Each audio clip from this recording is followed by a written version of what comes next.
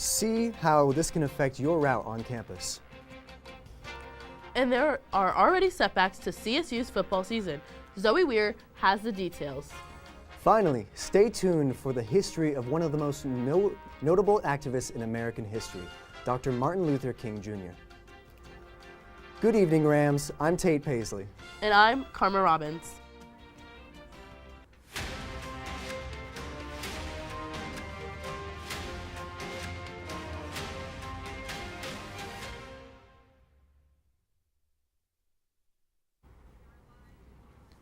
Former Poudre School District bus attendant Tyler Zanella was arrested on a bond violation last Friday. Zanella faces more than 150 charges of assault and harassment on students with disabilities. He also faces charges related to shoplifting, which occurred in early December. Zanella appeared in court yesterday, Wednesday, January 17th. However, as of now, no information regarding a sentence is known. An unidentified juvenile has been arrested on suspicion of the series of arson incidents that has plagued northeast Fort Collins. The arrest comes after a spree of burning flags, vehicles, and even a home. With the community rallying together to support victims, Fort Collins Police Chief Jeff Swoboda expressed gratitude for the diligent work of law enforcement, assuring the community that the suspect is in custody. The investigation is ongoing, and anyone with information is urged to contact the dedicated tip line, 970-416-2825. With temperatures dropping, let's kick it over to our weather studio to see what conditions will look like this next week. Karma? Thanks, Tate. Here's our Fort Collins current conditions right now. It is currently 12 degrees, and our sunset was around 5:01 p.m., and wind is 7 miles per hour. All right, as you can see, it has been very chilly this week in the negatives. As a California girl, I am not used to this because cold for me is 60 degrees. Negative is actually insane, which I cannot believe at all. Snow everywhere, all on campus. All right, next we have our overnight lows, which over here in the Eastern Plains, it has been very chilly. Here in Lyman, it has been 3 degrees, and in Burlington, it's 5 degrees, which is extremely cold. Over here in the western slopes, it has been 27 degrees in Grand Junction and 3 degrees in Gunnison. And down the I-25 corridor, Fort Collins is sitting here at 9 degrees and Denver at 12 degrees, which is also very cold. And tomorrow's forecast, we have a high of 24 degrees and a low of 7 degrees, which is extremely cold, which I cannot deal with because I'm a California girl, as I stated before. All right, and next we have our 5-day forecast. On Saturday, we're sitting with a high of 35 degrees. On Sunday, 48 degrees as the high. Monday, 45. And Tuesday at 42 and Wednesday at 45. It'll be warmer than it was this week. So that is your weather for today. And with these recent low temperatures, Fort Collins rescue missions providing extra rooms and hot meals for the unhoused. According to the shelter, more than 20% of the homeless population are unsheltered in Fort Collins. This can lead to serious health problems and even death during the winter months. In 2016, 2 houseless Fort Collins men died of hypothermia due to the cold temperatures. Shelters like the Fort Collins Rescue Mission are accepting volunteers and donations to support unhoused communities.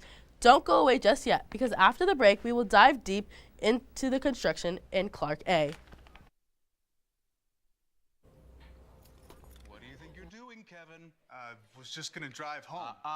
There are several warning signs present that you shouldn't be driving. Like hearing voices? Like your text-to-emoji ratio? Oh man, the selfies.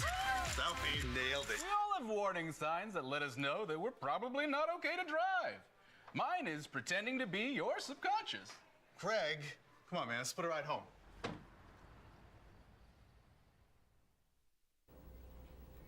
Welcome back from the break. CSU's iconic Clark building is currently undergoing extensive construction, causing a temporary disruption for students who rely on its facilities. Given the effect that this change has had, what is the response from the students of CSU? For years now, the student body of CSU has petitioned for the Clark building, one of the most heavily used buildings on campus, to be updated in order to match more modern standards. Until now, these renovations have been minor, but with the beginning of the new year, renovations have resumed in a big way. So the Clark building, I don't know if you've been in it, it's very dungeon-like, especially, like, both of them are very dungeon-like, right? So it definitely needs to be renovated, and I'm excited to see what it will look like when it's done, but it's just very inconvenient timing, especially because we were promised that it'd be done in a summer when it wouldn't be as effective towards us. As construction has been resumed, a fence has been constructed which encircles the entirety of Clark A and much of its surrounding area. This fence has forced many students to make significant detours from their daily routes.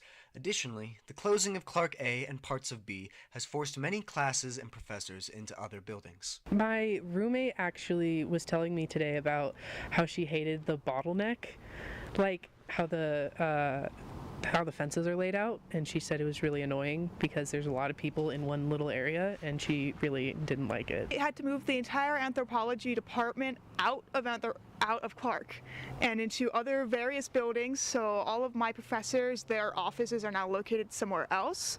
All of my classes are now elsewhere. With the change coming suddenly to most students, many are left to ponder how things might have been done differently. I would have preferred they had done it when students weren't in classes, because I think that would have been their best choice and the easiest way to get it done.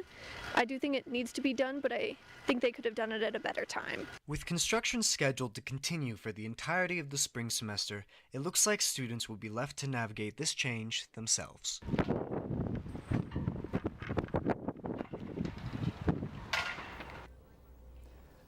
As construction progresses, students at CSU eagerly await the revitalized Clark building. Despite the current inconveniences, the university anticipates a reopening of Clark sometime in May of 2025. As we get back into the swing of things, one of the sororities here at CSU is doing a prom dress drive to donate to local Fort Collins high schools. A word I would use to describe my sorority is service. One word I would use to describe my sorority is sisterhood. The ladies of the chapter Xi Eta is a sisterhood of women who help their community in the best ways that they can. So I would say the meaning of our sorority is basically just giving service to the Fort Collins community and the people on CSU's campus. The basis of our sorority is service to all mankind. They have decided to have a prom dress drive where students can donate old prom dresses, shoes, and accessories, which then will be donated to local Fort Collins high schools. You can donate any of these items from now until March 22nd. So three of us in the chapter, we were all class of 2020. So we all have like prom dresses that we didn't use, and so I was thinking, like, when I had thought of this idea, that we could give back to the community and we're just hoping to help the people around the area.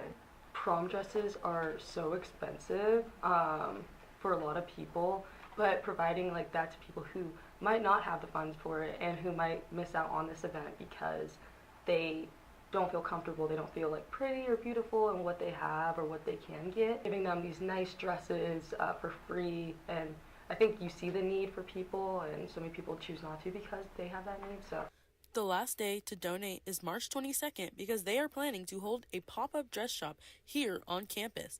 I hope to gain just the ability to have that option for people who could have that dress, I guess. And so I just want to bring a smile to people's faces when they can get like a free dress and like shoes. I really like community service when it's so one-on-one, where like you see the exact like outcome of it. We're gonna hold an event where all the girls come and try on the dresses there, and they like take what they want, and it's just be a whole like fun event. So seeing these girls like have fun with this experience will be really awesome. The event will be on March 23rd. All dresses, shoes, and accessories are free. They have a donation box upstairs in the Laurie Student Center if you would like to donate. This event is a great way to get rid of the old prom dresses that have just been sitting in your closet and can help those who cannot afford the prom dresses because of how expensive they are. If you want more information on future events to participate in or have any more questions, follow them on Instagram at AKA CSU. Major changes are on the horizon for Colorado's grocery landscape in 2024. Albertsons, following the Kroger and Albertsons merger announcement in 2023, beloved stores like King Supers and Safeway may see rebranding or closures, impacting the familiar shopping experiences for many. While the merger's finalization was set for January 17th, there's still a glimmer of hope that federal intervention could prevent widespread closures and maintain the status quo. The grocery industry in Colorado is still in for a significant transformation this year. Don't go away just yet. After the break, we have an exclusive feature with Kobe Johnson. Living with someone you don't know on the other side of the wall is hard, especially if you don't know how to be a good roommate. The first thing that you'll want to do to be a good roommate is make sure that you always stay quiet.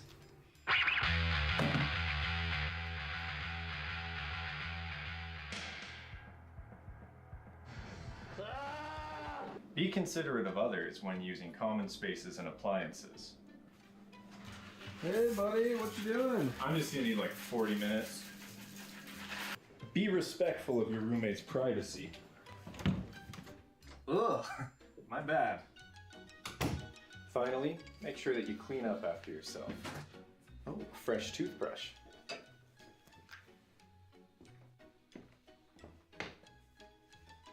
Have you seen my toothbrush?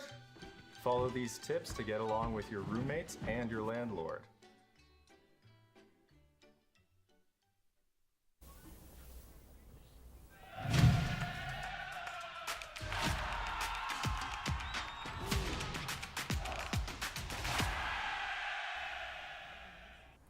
It has been an extremely long month with no sports updates. But not to worry, CTV is here to provide you with all the information for the rest of the year. Starting with the topic of the transfer portal, something that affected CSU pretty hard over winter break. Let's take a look at what all happened. The starting QB of the 2022 football season is no longer with the Rams. Millen only appeared in the season opener against Washington State before Braden Fowler-Nicolosi took over. When the season came to an end, Millen was quick to see what other schools would be interested in taking the redshirt sophomore. Just last week, Millen made his commitment to the University of Florida, where he will have 2 more years of eligibility. This isn't the Rams' only loss. Defensive lineman Grady Kelly hit the portal and will also be heading to the Sunshine State. Kelly had 35 total tackles on the season, with 10 of those being solo. And Kelly wasn't the only defensive starter who took their talents to a different program. True freshman TJ Crandall is now playing at corner for the University of West Virginia. After entering his name, he received offers from multiple Power 5 programs, but landed in the blue and yellow. Coach Novell called it "fighting for our lives" in an article published by the Coloradoan, saying that big money offers are being used to poach players. He even used an example of power programs attempting to lure star wide receiver Torrey Horton with offers in the 6 figures. If the transfer portal is booming due to NIL or just players simply wanting a different shot with a different program, it's not the most simple thing to do. I had the opportunity to sit down with running back Kobe Johnson, who went through the transfer process himself. How's it going, guys? We are here with running back Kobe Johnson. He's going to tell us a little about his transfer process and who he is. So yeah, I'm Kobe Johnson, a 6-year senior here at Colorado State, transferred from North Dakota State, and I play running back. All right, so what was the very first step in transferring to CSU? Talking to compliance at North Dakota State, talking to the coaches, having that tough conversation with them, letting them know that that's what I wanted to do, and then going from there and naming the portal and just waiting to see what happened. Okay, totally. So what would you say, like time frame wise, how long it took from the day that you put your name into the portal until the day that you arrived here on campus at CSU? It took like 3 or 4 months, I would say. So January to May. I don't know if that's 3 or 4. It might be 3 or 4 months on the dot. But it felt like it took a long time, like during the process. But like as I look back, like that time kind of flew by. Like it was very fast, you know what I'm saying? And the whole recruiting process of being in the portal, it gets kind of long, it gets kind of dragged out, you know what I'm saying? You just want it to be over, and that's kind of how my situation went. So. All right, so what was the hardest part about putting your name into the portal? What were the challenges, all the bumps in the road? A lot of I would say probably my academics, the credits and things like that, having those transfer over with my eligibility, having 1 year left at the time, and kind of, you know what I'm saying, being limited with the schools that were going to offer me because, you know, a lot of schools didn't want to take somebody with 1 year left and things like that. So just that, and then also leaving behind friends and things like that, good friends, teammates, leaving some of the coaches that recruited me there at NDSU, it was pretty tough. So you talked about the school part. Did you get put behind in credits, or how did that all transfer over? So yeah, I got put behind a semester. You know, I'm supposed to be originally graduating this term at the end of May, but moved that to the fall. It's not too bad. I think it was pretty worth it to gain another year eligibility too, so I'm pretty excited. All right, so a lot of players at CSU this year even put their name into the portal, and we got players out of the portal this year. So what would you say, like advice-wise, on what it's like putting your name into the portal? I would say just be aware of what you're doing. Know what you want to do. Don't just enter your name in the portal because you see that's a cool thing to do, you know what I'm saying? You want to be smart about it, and just having relationships with people that might not be, you know, at your school, you know, just knowing people. You know, because when you enter the portal, you're kind of on your own. You're going to need those resources to kind of help reach out for you and kind of get you in a new home. So yeah, for sure. Awesome. Well, thank you so much. Thank you. It was really great to hear this experience from a first-person perspective. There really is so much going on behind the scenes we never get to see. But now, Rams, that is all the sports news we have for you tonight. After the break, the history of Martin Luther King Jr. and his impact 56 years later.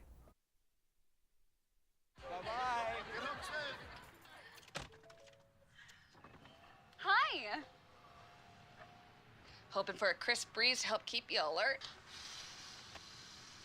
Oh, he took a sip of water too. That'll probably help. You were probably gonna turn down the radio too, so you could focus, right? Probably okay isn't okay. Right? If you see a warning sign, stop and call a cab, a car, or a friend. I think the water line is what really drove it home. I blew on him. Martin Luther King Jr. Day is here.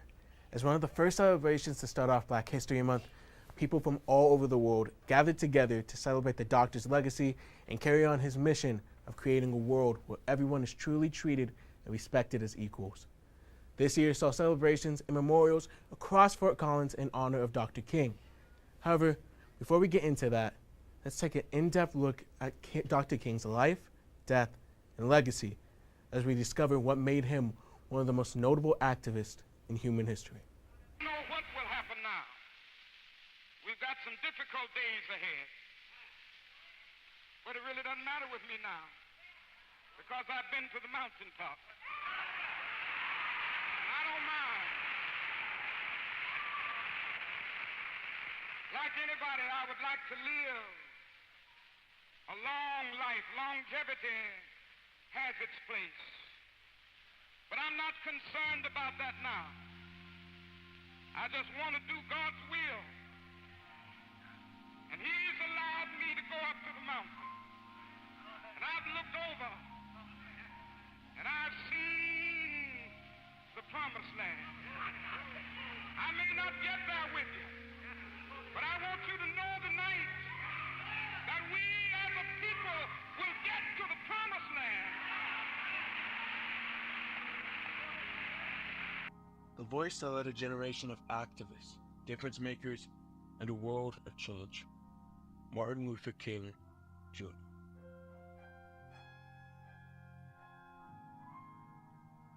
Born in the segregated Atlanta, Georgia in January 1929 to a school teacher and a pastor, Dr. King was around some of the best and brightest African Americans in the country, yet still experienced the unfair injustice that was racial segregation, attending segregated public schools. Still, King did not let that deter him from becoming educated, getting into Morehouse College at just age 15 and studying both medicine and law. It was at Morehouse where King not only discovered his passion for theology and pastoral work, but his ideas of racial equality for Morehouse President Benjamin Mays. Finishing his education at Boston University, Dr. King met his wife, singer and activist Coretta Scott. The two married and settled in Montgomery, Alabama in 1953, where they have 4 children. It was here in Montgomery where Rosa Parks made her famous stand and refused to give up her seat to a white passenger. A boycott began, the civil rights movement began to pick up steam, and Dr. King, inspired by Mahatma Gandhi and Bayard Rustin, found himself right in the middle of it all on a national stage. King led protests in Montgomery throughout the 1950s and into the 60s, preaching nonviolence and civil disobedience, boycotts, sit-ins, and marches. Of course, this wasn't without sacrifice. King was arrested multiple times for his work, his house bombed, and he was constantly the victim of harassment by the FBI, who named him an enemy of the state. They didn't let King stop him from pushing for equality, organizing more marches like the one in Selma and his famous March on Washington, where he gave his I Have a Dream speech. Still have a dream. It is a dream deeply rooted in the American dream. I have a dream that one day this nation will rise up and live out the true meaning of its creed. We hold these truths to be self-evident, that all men are created equal. Racism wasn't the only thing King tackled as he fought for issues affecting all races, such as the Vietnam War or widespread poverty. Tragedy struck when Dr. King was assassinated April 4, 1968, in Memphis, Tennessee. However, his life and legacy live on today, as billions of people around the world take King's teachings and use it to advocate for equality and peace. Catholic will be able to join hands and sing in the words of the old Negro spiritual, free at last, thank God Almighty, we are free at last.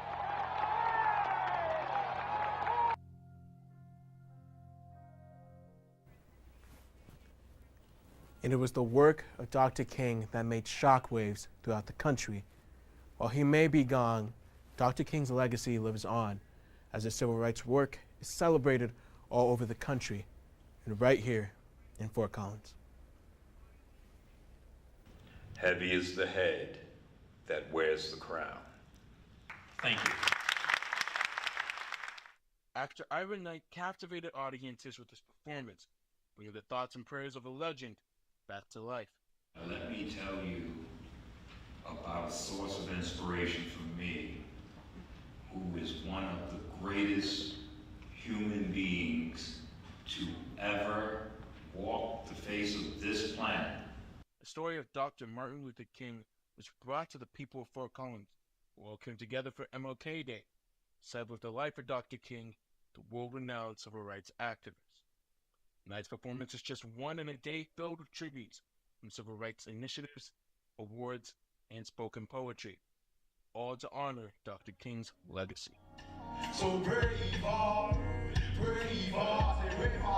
The annual celebration was led by the Black and Indigenous People of Color Alliance, with the goal of uniting the community. This year, 2024, our theme for Martin Luther King Jr. is It All Starts With Us. It starts with us means that we all must be involved. We all must take ownership and utilize our passion to advance. This isn't the only event the BIPOC Alliance is throwing, as their goals for the community expand. Through the gatherings, the programming, everything that the BIPOC Alliance offers is rooted in building and creating community. What I hope that the community learns and sees from our work is that it is possible. It is possible to create space for all of us. It's possible to take up space in areas that don't feel like you belong. And it is possible to find joy and work towards liberation. The life of MLK was one of great progress and a tragic ending, as the civil rights leader was brought to an end too soon. But Dr. King's legacy will continue to live on in all of us. Yes, thank you so much. You're welcome. Thank you.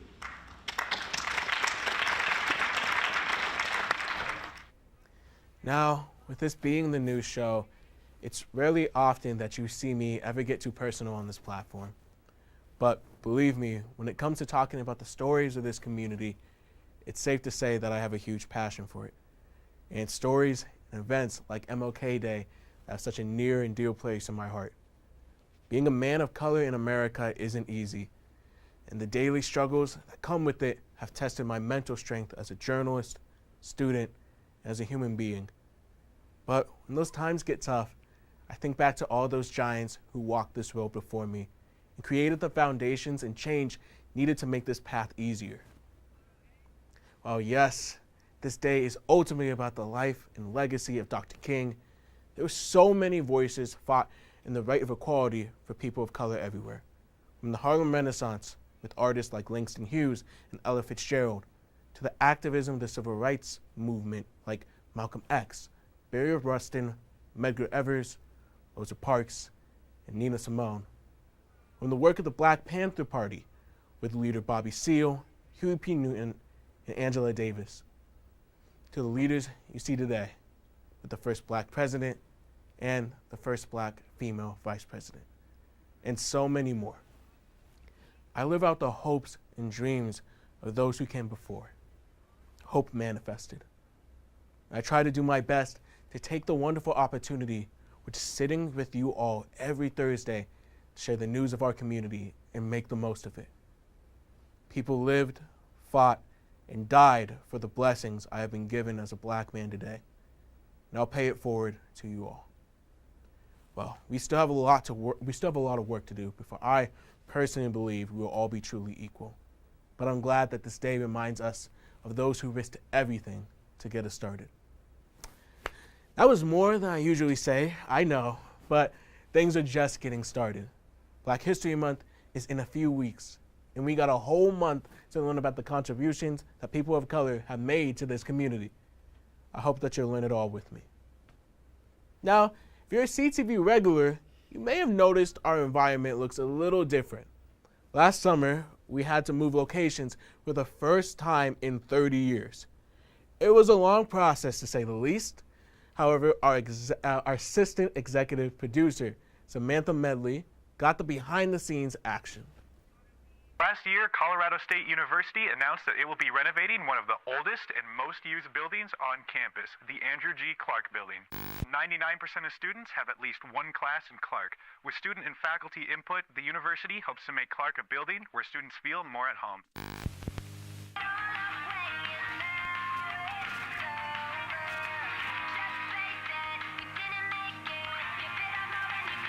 Can you taste it?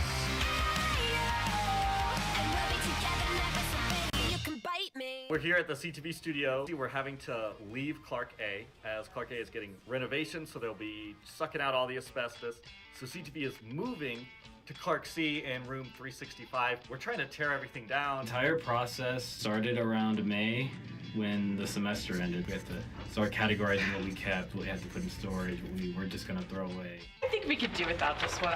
Because, you know, we're needing access for specifically 2 rooms, so we had to make sure we got that confirmed. And all that was like in a time lapse of maybe a month. It's challenging going from industry grade studio to like a classroom closet. I had to redesign and re-implement every piece of technology we had into a way it could work for us. Our broadcast engineer, Alex, put together this system where we would be able to have 4 or 5 tables on wheels, basically, with all of our equipment. And he calls them the Thunderbirds. So there's Thunderbirds 1 through 5, and each of them has a specific piece of equipment that we use for shows or things that we need to connect to each other. And he labeled all of our wiring so that us, like crew that didn't know really anything about engineering, would be able to set everything up and actually have it have power and connect to everything. And it's truly a sight to behold, us setting up these giant carts of equipment every night and then putting it back like it's nothing. I wake up, I would go to the studio, and then I would leave late at night. So it would just be a grueling 8 hours straight of rewiring, making sure equipment works, reorganizing again, taking apart different pieces of furniture, reassembling them in different areas. It was a lot every day. in all honesty, we didn't even know it worked until the day before show started. So, wow. You're thinking two of us. Come look. Look at this. It's my box of assorted wires. Turn the whole world upside down. Turn this big boat back around.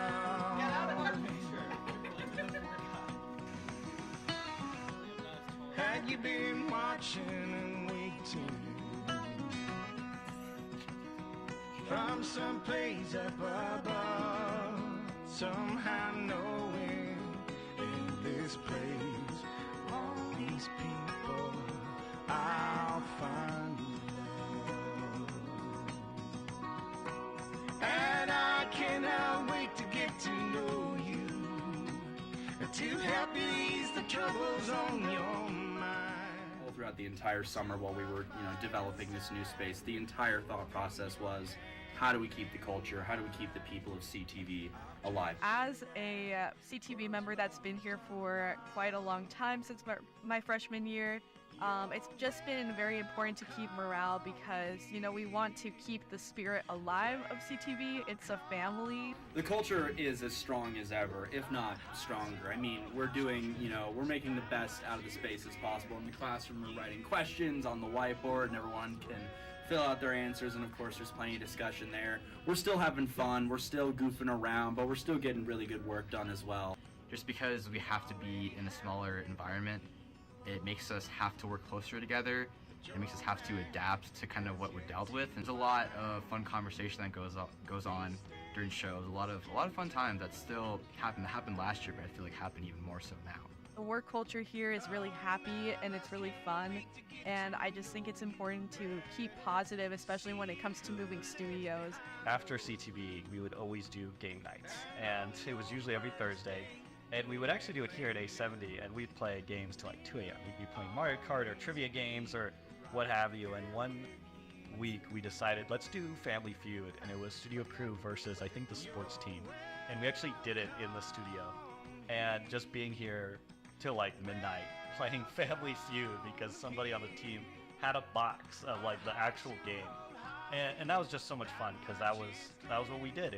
We were coworkers, but we were also really good friends, and that's what I remember most from CTV was just all the friends and all the connections that I made here. This is the coolest thing I've ever been a part of.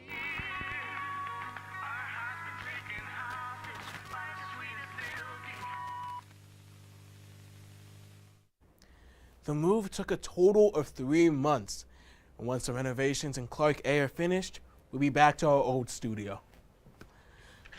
Well, I can certainly say that I've had a lot of good memories at the studio myself, but you two are new. Yeah, I've never been in there. Are you sure it's real? Yeah, you guys keep talking about this mythical studio that was so great and better than our current one.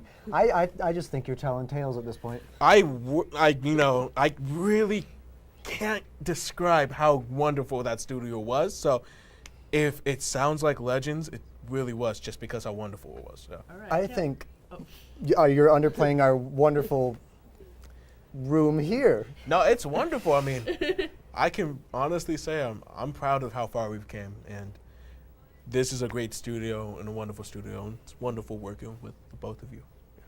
Thank you. You too. Of course. Yeah. Thanks. Appreciate it. Of course. But thank you all for joining us tonight. We'll see you next week.